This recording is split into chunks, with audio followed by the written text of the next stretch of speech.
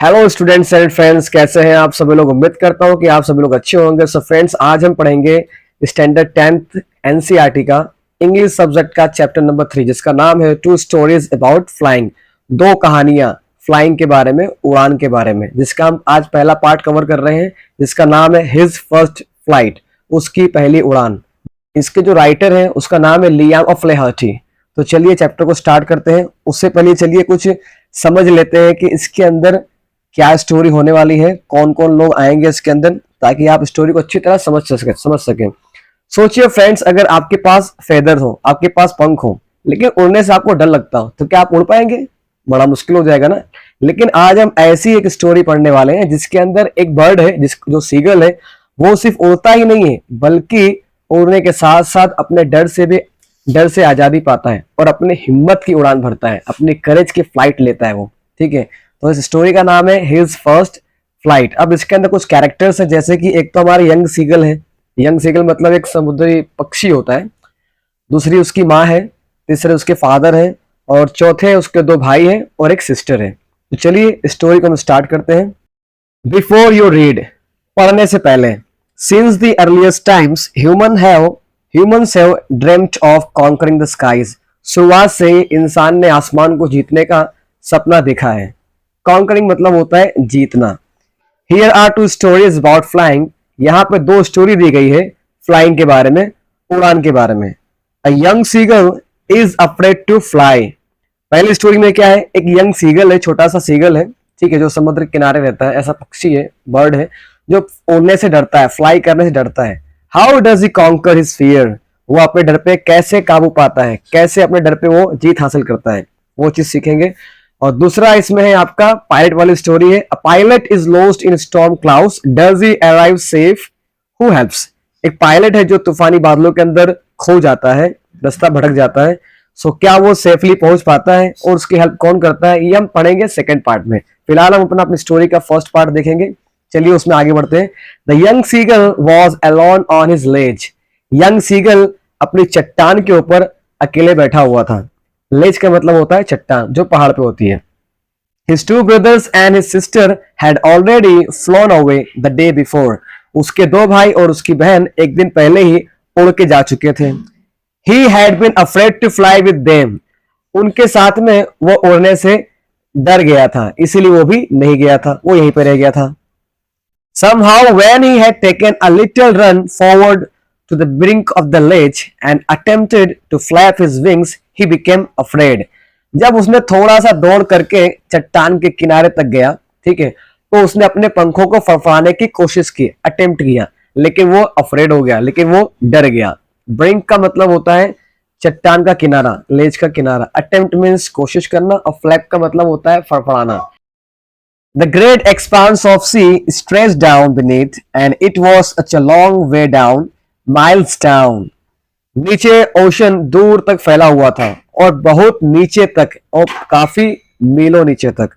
Expanse का मतलब होता है फैली हुई जगह, beneath means अंडर, यानी कि नीचे। He felt certain that his wings would never support him. उसे पूरा विश्वास था, उसे ऐसा एहसास हुआ कि उसके पंख जो है, जो फेदर है, उसके विंग्स है, वो उसको सपोर्ट नहीं करेंगे, उसको सहारा नहीं देंगे। So he bent his head and ran away back to the little hole under the ledge where he slept at night. So इसलिए उसने क्या किया, अपने सिर को झुकाया और वापस उसी छोटे से होल में, गड्ढे के अंदर वो भाग के चला गया जहां पे वो रात को सोता था। Even when each of his brothers and his little sisters, whose wings were far shorter than his own, ran to the brink, flapped their wings, and flew away, he felt too muster up courage to take that plunge which appeared to him so desperately. यहाँ तक कि जो उसके भाई थे और उसकी छोटी सी बहन थी, जिनके पंख उससे भी छोटे थे, वो लोग किनारे तक दौड़ करके आते हैं, अपने पंख को, अपने फेदर को वो लोग फ्लैप करते हैं, फड़फड़ाते हैं, ठीक है, और वो लोग उड़ गए इस तरह से। फिर भी ये जो अपना सीगल है, यंग सीगल, वो अपनी हिम्मत जुटा नहीं पाया, वो मस्टर ऑफ करेज, वो अपना हिम्मत जुटा नहीं पाया, ठीक है ना जुटा पाया और ना ही छलांग लेने की हिम्मत कर पाया, क्योंकि ये उसको बहुत ही डरावना लगता था। मस्टर ऑफ करेज का मतलब होता है हिम्मत जुटाना, करेज को इकट्ठा करना। प्लंज मतलब होता है जंप लगाना, छलांग लगाना। His father and mother had come around, calling to him shrilly, upbraiding him, threatening to let him starve on his ledge unless he flew away, but for the life of him he could not move. उसके parents तेज आवाज में चिल्ला करके उसको बुला रहे थे, ठीक है, थ्रेटनिंग अपब्रेडिंग हिम, उसको डांट रहे थे, threatening to let him starve, और उसे धमका रहे थे कि अगर वो नहीं उड़ा तो उसे भूखा मरने देंगे, उसे भूखा मरना पड़ेगा, ठीक है ना. But for the life of him he could not move, लेकिन वो किसी भी हाल में हिल नहीं पाया, वहां से वो उड़ा नहीं. लेकिन शिरली मतलब होता है काफी तेज आवाज में, रूखेपन से. अपब्रेडिंग मतलब डांटना फटकारना, और थ्रेटनिंग का मतलब होता है धमकाना. स्टार मीन्स भूखे मरना. दैट वॉज 24 आवर्स एगो, यह सब हुए 24 घंटे हो चुके थे. Since then nobody had come near him, तब से उसके पास कोई भी पास में नहीं आया था. द डे बिफोर, कुछ दिन पहले, all day long he had watched his parents flying about with his brothers and sisters. पहले दिन उसने पूरे टाइम पे अपने अम्मी अब्बू को, अपने फादर को, पेरेंट्स को और भाई बहन को अपने आसपास उनके साथ में उड़ते हुए देखा था, ठीक है. Perfecting them in the art of flight, teaching them how to skim the waves and how to dive for the fish. जहां पे उसके पेरेंट्स उसके भाई को, उसके सिस्टर को सिखा रहे थे उड़ने की कला, उड़ने की आर्ट सिखा रहे थे, और किस तरह से लहरों के ऊपर से उड़ना है, यानी किस तरह से स्कीम करना है वो सिखा रहे थे. And how to dive for the fish, और किस तरह से मछली पकड़ने के लिए डुबकी मारनी, पानी में डाइव लगाना है. स्कीम मतलब होता है किसी प्लेन सरफेस के थोड़ा सा ऊपर रह करके फ्लाई करना, उसे कहते हैं scheme. He had in fact seen his older brothers catch his first herring and devour it. उसने तो इनफैक्ट अपने बड़े भाई को पहली बार, हैरिंग एक मछली होती है, हैरिंग को पकड़ते हुए देखा, ठीक है, एंड डिवर इट, और उसे खाते हुए देखा. अब वो कहां पे था? स्टैंडिंग ऑन अ रॉक, और उसका जो भाई था वो चट्टान पे खड़ा हुआ था, और चट्टान पे खड़े होकर वो खा रहा था. While his parents circled around raising a proud crackle, और जबकि उसके जो पेरेंट्स थे वो गर्व से उसके चारों तरफ खड़े थे, मिस उड़ रहे थे वो लोग, और वो लोग गर्व से आवाज निकाल रहे थे, उसके तारीफ कर रहे थे, चहचहा रहे थे वो लोग, उसके पेरेंट्स लोग, उसके भाई के. And all the morning the whole family had walked about on the big plateau midway down the opposite cliff, taunting him with his coward eyes. प्लेटो का मतलब होता है flat surface, flat area, okay. Opposite Cliff का मतलब सामने की चट्टान, और टॉन्टिंग मतलब होता है किसी को ताना मारना. कावर्डाइज मतलब कि डरपोकपन, यानी कायरता. जो इंसान बहुत डरता है उसकी क्वालिटी होती है कावर्डाइज, okay.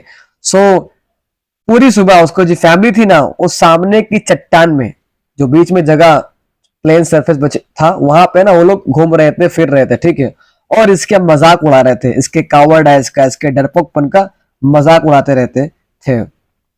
The sun was now ascending the sky, blazing on his ledge that faced the south. अब सूरज जो था वो धीरे धीरे निकल रहा था, क्योंकि सुबह हो रही थी, सुबह हो रही थी, इसलिए सन क्या कर रहा था? असेंड कर रहा था, मतलब कि निकल रहा था. Blazing on his ledge, और वो जो सूरज था काफी तेज चमक रहा था, मतलब कि धूप काफी ज्यादा हो गई थी लेज के ऊपर. He felt the heat because he had not eaten since the previous nightfall. अब हमारे सीगल को गर्मी का एहसास हो रहा था, क्योंकि उसने प्रीवियस नाइटफॉल से, उसने पिछली रात से कुछ भी नहीं खाया था. He stepped slowly out to the brink of the ledge, वो धीरे धीरे brink of the ledge, चट्टान के किनारे तक गया, and standing on one leg with the other leg hidden under his wings. और उसने क्या किया? उसने एक पैर को खड़ा किया, एक पैर पे खड़ा हो गया वो, और दूसरे पैर पंख के नीचे छिपा लिया. And he closed one eye then the other, और उसने फिर एक आंख बंद की और उसके बाद में फिर दूसरी आंख बंद की. मतलब कि वो नौटंकी कर रहा है कि वो सोने वाला है या गिरने वाला है, बेहोश होने वाला है, ताकि उसके पेरेंट्स को थोड़ा वो अट्रैक्ट कर सके कि उसको थोड़ा खाना पीना ला करके दे दे, क्योंकि है तो नालायक. And pretended to be falling asleep, और उसने सोने का नाटक करना शुरू कर दिया. प्रिटेंड का मतलब होता है नाटक करना, दिखावा करना.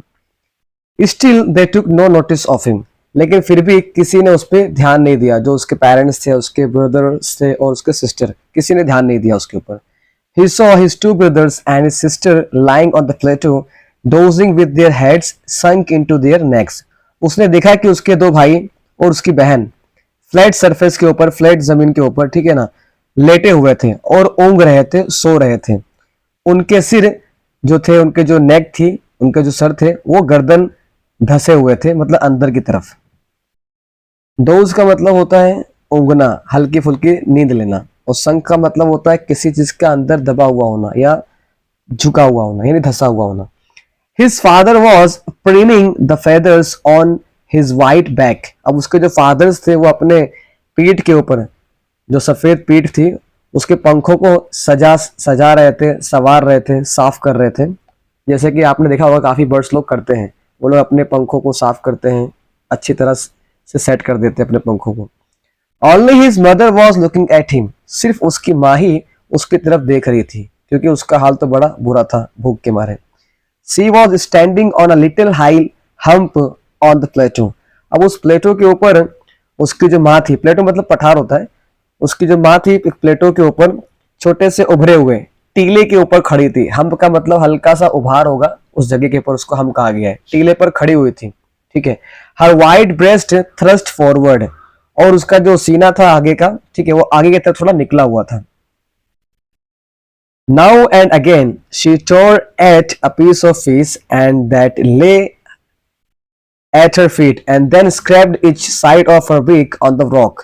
फिर वो कभी कभी अपने पैरों के पास में वो रखी हुई जो मछली के टुकड़े थे उसको वो नोचती थी, ठीक है ना, और फिर चट्टान के पास जा करके अपनी चोंच के दोनों किनारे से उसको रगड़ती थी। यहाँ पे एक वर्ड यूज किया स्क्रैप। स्क्रैप का मतलब होता है रगड़ना, जैसे आप किसी चीज को स्क्रैच करते हैं, स्क्रैप करते हैं ना, वैसा। और टोर का मतलब होता है चीरना, नोचना, ये टीयर का सेकंड फॉर्म है। और बीक का मतलब होता है चोंच।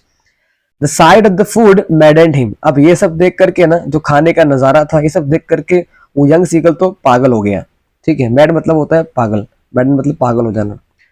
How he loved to tear food that way, scraping his beak now and again to whet it.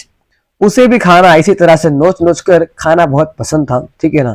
वह भी अपनी चोंच को बार बार रगड़कर तेज कर रहा था। वेट का मतलब होता है तेज करना, शार्प करना। ग ग ग he cried, begging her to bring him some food. फिर वो यंग सीगल चिल्लाता है, बोलता है ग ग ग ग, अपनी माँ को खाना लाने के लिए मिन्नत करता है, भीख मांगता है। ए माँ खाना ला देना, कैसी माँ है रे, खाना ला दे। मतलब बैगिंग कर रहा है, बड़ी मिन्नतें मांग रहा है, बड़ा भीख मांग रहा है वो, ठीक है। गाओ call she screamed back derisively.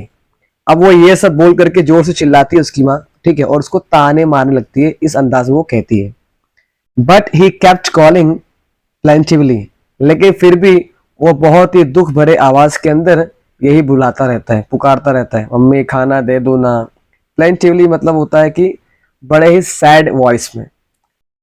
And after a minute also he uttered a joyful scream. और एक दो मिनट के बाद वो खुशी से चिल्लाया। जॉयफुल स्क्रीम मतलब खुशी की चीख, खुशी से चिल्लाना।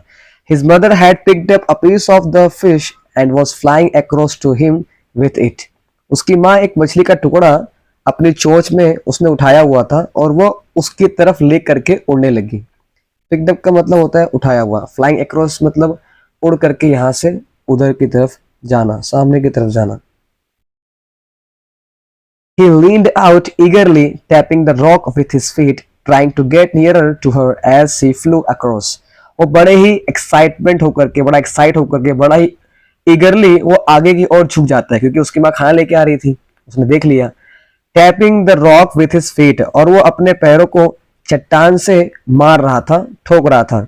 Trying to get nearer to her as she flew across, और वो अपनी माँ जो उसके करीब पहुंच सकती थी, ठीक है, कोशिश कर रहा था कि वो अपनी माँ के पास पहुंच पाए जब वो उड़ते हुए उसकी तरफ आ रही थी। But when she was just opposite to him, लेकिन जब ठीक वो उसके सामने पहुंची थी, शी हॉल्टेड, वो रुक गई। Her wings motionless, the piece of fish in her beak almost within reach of his beak. So उसकी माँ रुक गई और उसके जो माँ के पंख थे वो एकदम मोशनलेस हो गए, रुक गए, मतलब एकदम शांत हो गए। और मछली का जो टुकड़ा था वो उसकी चोंच में था, और वो उसकी चोंच में इतना मतलब पास में था कि बस छूने भर की ही देरी थी, इतना डिस्टेंस था सीगल की चोंच में और माँ की चोंच के बीच में, और जो मछली थी उसके बीच में, मतलब कि बस अभी खाने का ही तैयारी था। He waited a moment in surprise, उसने एक पल से एकदम हैरान होकर के उसने वेट किया कि क्या बात है मम्मी आई नहीं। Wondering why she did not come near, वो ये सोच रहा था कि उसकी मम्मी पास में क्यों नहीं आई। And then maddened by hunger he dived at the fish, फिर आखिरकार वो भूख भूख से बेहाल होकर के उसने मछली की ओर झपट्टा मार दिया। ठीक है, थोड़ा सा स्पेस था, इस लेज पे उसकी माँ खड़ी थी, उस लेज पे वो खड़ा हुआ था, बीच में थोड़ा सा स्पेस था। ठीक है, थोड़ी सी जगह थी, कुछ ही दूरी थी फिश तक पहुंचने के लिए। तो वो एकदम भूख के मारे पागल हो गया, तो उसने जोश में आकर क्या किया, डाई मार दी, मतलब उसने झपट्टा मार दिया, कूदकी मार दी उस मछली के लिए। With a loud scream he felt outwards and downwards into space, एक जोरदार चीख के साथ वो बाहर की ओर और नीचे की तरफ हवा में गिरने लगा। आउटवर्ड्स मतलब होता है बाहर की तरफ। Then a monstrous terror seized him and his heart stood still, तब बहुत ही खतरनाक डर, एक बहुत ही बड़ा डर ने क्या किया, उसको पकड़ लिया। मतलब ये बहुत ज्यादा डर गया। ठीक है, इतना डर गया कि क्या हुआ, उसका दिल समझो रुक सा गया था, मतलब हार्ट बीट रुक सी गई थी, एकदम शांत हो गई थी। ही कुड हियर नथिंग, वो कुछ भी सुन नहीं पा रहा था। But it only lasted a minute, लेकिन यह सब सिर्फ कुछ ही मिनटों तक हुआ, कुछ ही मिनटों तक चला। The next moment he felt his wings spread outwards, अगले ही पल उसने महसूस किया, एहसास किया कि उसके पंख फैल गए हैं। स्प्रेड आउटवर्ड्स, बाहर की तरफ फैल गए हैं। The wind rushed against his breast feathers, हवा उसके सीने के पंखों को टकरा रही थी, टकरा के जा रही थी। Then under his stomach and against his wings, फिर पेट के नीचे से जा रही थी और पंखों से टकराती हुई गुजर रही थी। He could feel the tips of his wings cutting through the air, उसे महसूस हो रहा था कि उसके जो पंख है, जो उसके विंग्स हैं, वो उसके जो किनारे हैं वो हवा को चीरते हुए जा रहे हैं, कटिंग करते हुए जा रहे हैं। कटिंग थ्रू का मतलब होता है चीरते हुए, काटते हुए। He was not falling headlong now, falling headlong का मतलब होता है सर के बल गिरना। तो अब उसे मालूम पड़ गया था कि अब वो सीधे नीचे की तरफ नहीं गिर रहा है, मतलब कि अब वो तो उड़ने लगा है, क्योंकि उसके जो पंख थे वो तो बाहर फैल चुके थे। He was soaring gradually downwards and outwards, वो धीरे धीरे उड़ता हुआ नीचे और बाहर की ओर बढ़ रहा था। शॉवरिंग मतलब होता है ऊंचाई में उड़ना। ठीक है, ग्रेजुअली मतलब धीरे धीरे। He was no longer afraid, अब वो नहीं डर रहा था, अब उसका डर खत्म हो गया था। ही जस्ट फेल्ट अ बिट डिजी, लेकिन उसे थोड़ा थोड़ा चक्कर सा आ रहा था, चक्कर सा उसको एहसास हो रहा था। डिजी मतलब होता है हल्का फुल्का चक्कर आना। Then he flapped his wings once and he soared upwards, फिर उसने एक बार फिर से अपने पंखों को फड़फड़ाया, विंग्स को उसने फ्लैप किया और ऊपर की ओर उड़ गया। गा गा गा गा गा, गाओ call, his mother swooped past him, her wings making a loud noise, फिर उसकी माँ उसके पास छपटती हुई आई और निकली और बोली, उसने गाना गाया इस तरह गा गा गा करके। ठीक है ना, और उनके पंखों को तेजी से आवाज आ रही थी और उसकी माँ भी तेजी से बड़ी ही कर रही थी, फ्लैपिंग कर रही थी अपने पंखों से। ठीक है, सुब्ड पास्ट का मतलब होता है झपट्टा मार के या फिर जोर से फड़फड़ाते हुए गुजर जाना। ठीक है, he answered her with another scream, उसने भी एक और चीख के साथ उसका आंसर दिया। उसकी माँ ने फ्लैपिंग किया तो उसने भी उस स्क्रीम का आंसर दिया। Then his father flew over his screaming, फिर उसके फादर भी आ गए। ठीक है, वो भी उसके ऊपर से उड़ते हुए चले गए और चिल्ला करके गए, मतलब कि खुशी के लिए चिल्ला रहे हैं वो लोग, खुशी का इजहार कर रहे हैं कि मेरा बच्चा कम से कम उड़ने तो लगा, नालायक बच्चा, चलो अब इसको खिलाना पिलाना पड़ेगा नहीं।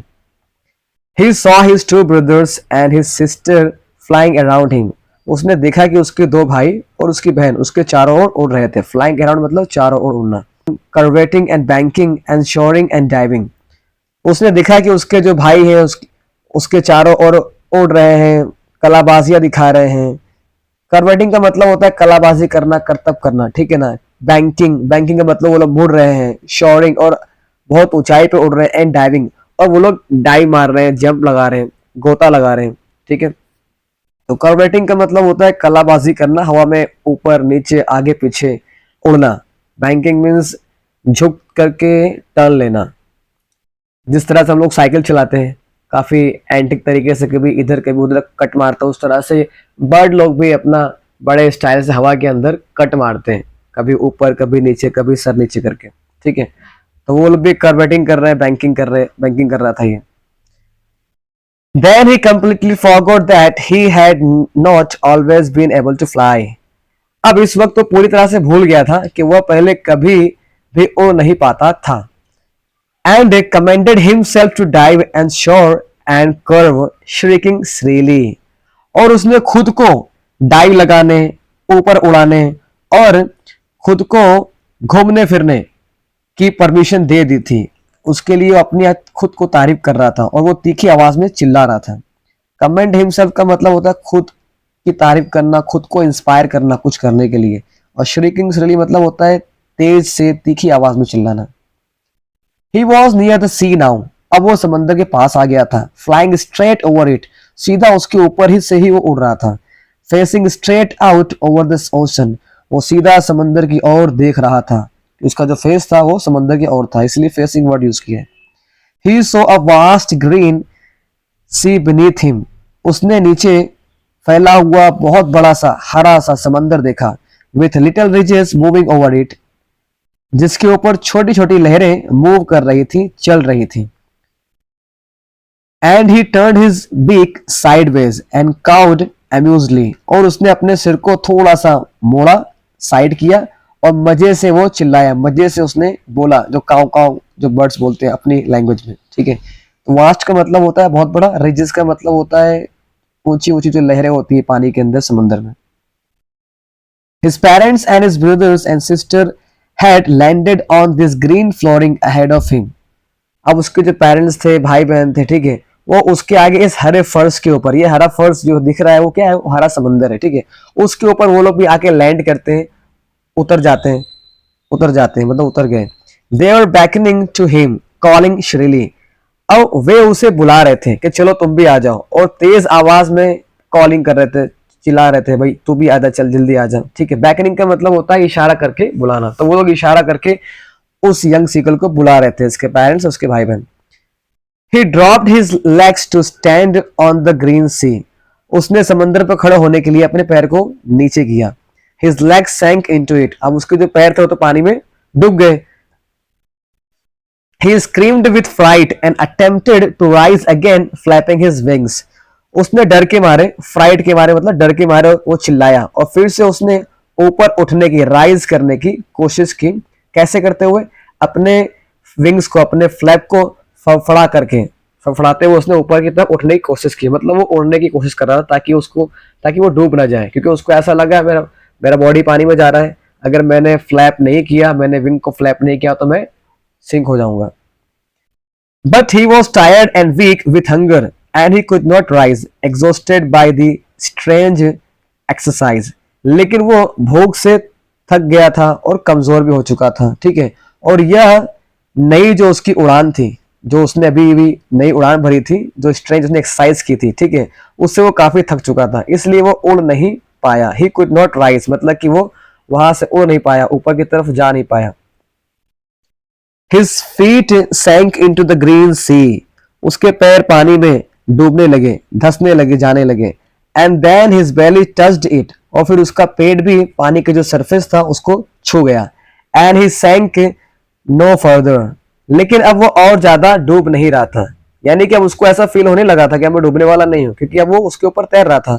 He was floating on it. क्योंकि अब वो पानी की जो सरफेस थी समंदर के, उसके ऊपर तैर रहा था. फ्लोट का मतलब होता है डूबना नहीं, बल्कि किसी, कोई पानी हो, नदी का हो, समंदर का हो, उसका जो ऊपर का लेयर होता है उसके ऊपर तैरना, उसको बोलते हैं फ्लोट.